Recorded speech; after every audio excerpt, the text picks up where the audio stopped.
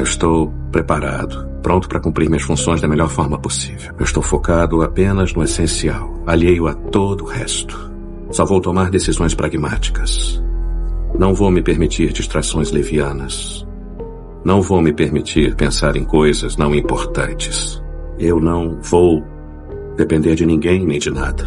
Não vou estar sujeito a erros. Eu estou tranquilo, calmo. Eu dormi bem, sem pesadelos. Eu estou alerta e atento. Tenho plena consciência do meu espaço e daqueles que estão à minha volta.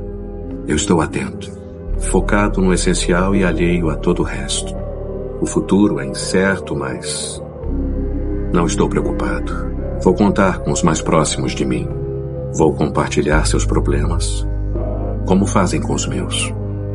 Eu vou viver e vou amar.